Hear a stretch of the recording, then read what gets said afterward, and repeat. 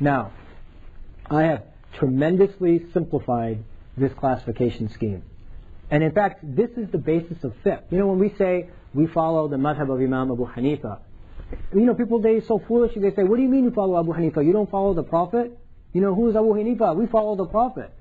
When we say that we follow the madhab of Imam Abu Hanifa, we don't mean we follow Imam Abu Hanifa. We mean that he came up with these series of principles.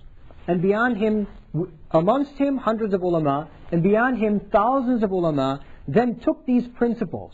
And you can see how beautiful they are and how much sense they make, and applied them to the Quran and Hadith and deduced rulings from them.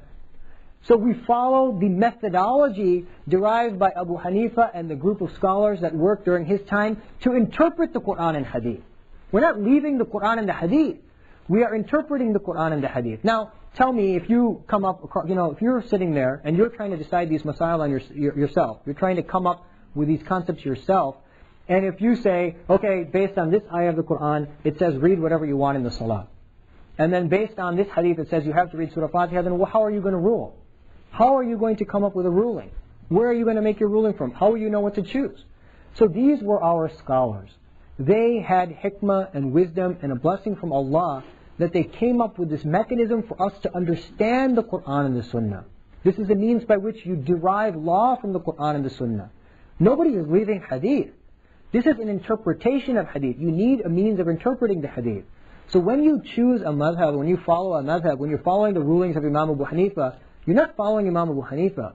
You're following the hundreds of thousands of scholars who have derived fiqh through the methodology of a group of scholars interpreting the Quran and the Hadith. That's what you're essentially doing.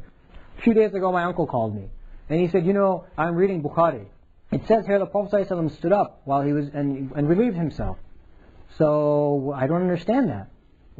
Should I be standing up and relieving myself? Is that sunnah too? Actually, that hadith explains that the Prophet ﷺ stood up and relieved himself when he was at the garbage dump of a group of people. Meaning, because that area was so polluted, he stood up and relieved himself because he didn't want to make himself impure from the surroundings. And so, yes, when you're in a situation, for example, you go to a public washroom and the place is just completely destroyed, and if you sit down you're going to get najasa all over you, then you should stand up and relieve yourself. But in general, that's not the sunnah. That's an exception because of a particular incident. And so these ulama, they study the whole thing. See, there's not just one book of hadith, Imam Bukhari's book.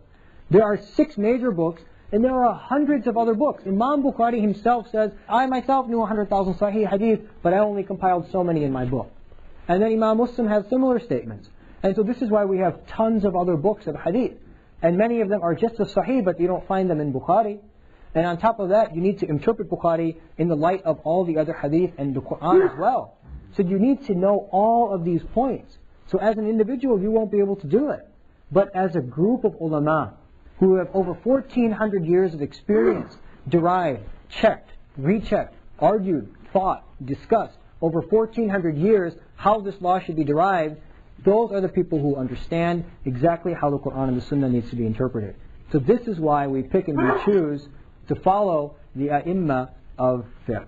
And so this is very, very important, because the hadith, the fiqh that I'm going to present is essentially the fiqh as derived by the scholars of the Hanafi madhab.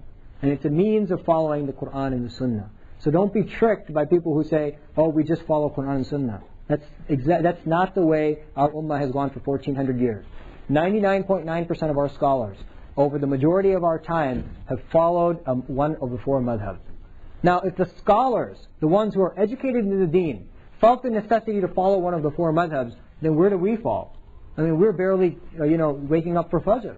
We're barely getting to the masjid once or twice a day. So we need to be very, very honest with ourselves and very, very carefully critical of how we apply our deen in our lives. And in fact, it makes it easy. I mean, who are you? How are you going to pick up Bukhari and sit there? Now, I'm not saying that you need to restrict yourself to a madhab. If you have the desire to go learn all the books of hadith, learn the Quran, learn the methods of interpretation, learn the debate of the ulama, then do it. Stop everything, quit your job, leave everything, and go study for 20 years. And then come back and you don't need to worry about a madhab.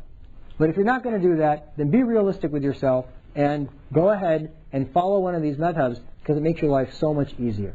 So inshallah, that hopefully is clear.